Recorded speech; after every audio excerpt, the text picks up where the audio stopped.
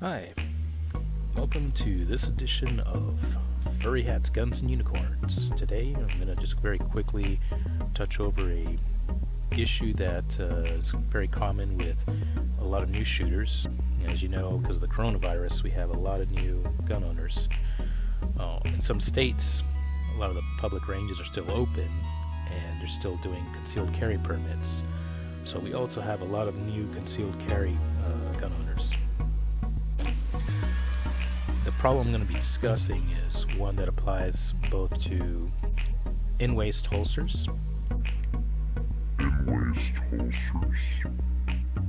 like this one, commonly used by concealed firearm carriers. But it also applies to those who are like competition shooters and use holsters that sit outside the waistband. And this issue is where you place your index finger. The problem with a lot of new shooters is that they get into the bad habit of putting their finger right there in the trigger guard.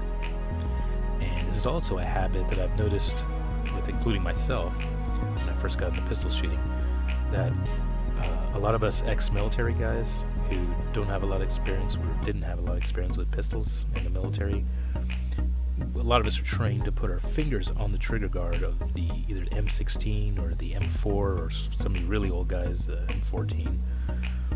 And with a rifle, it's fine, especially with the M16, M4 family. You have your magazine release right above that, so you don't want to put your finger there and accidentally pop out your magazine. So that's where you're trying to do it. But when it comes to a pistol, that's a huge no-no. It's a big no-no, and let me demonstrate why. And yes, this firearm is clear. There's no magazine. There's no round in the chamber. And I've already checked the chamber to make sure there's nothing in there. Because you don't want to depend on mechanical devices, because they can fail on you. So, again, the danger when you have your finger on the trigger guard is when you try to reholster, this is what happens. Guess where that finger goes as you put pressure. Oh, right on the trigger, and boom. You have a negligent discharge. And that, folks, is really bad. That is something you do not want, because you can very easily shoot yourself in the leg, in your ass, or wherever you have it holstered. And more importantly, that round, when it hits the ground, can easily ricochet and hit somebody next to you. And so, yeah, that's always a bad day when you have a negligent discharge. So, where do you put your finger? Well, it's pretty self-evident, especially on this pistol. This actually has a memory point. This is a Taurus G2C. One of the nice features, it actually has that nice little memory point on where you should always place your finger. Always place your finger on the lower receiver with your shooting hand. This way, when you holster, if you forget to raise your finger, it just pushes it back out of the way.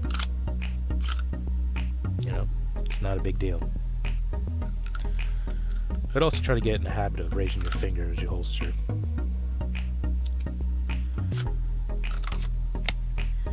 It's really that simple. Just practice. Keep practicing that, practicing, and make sure, of course, that your firearm is clear.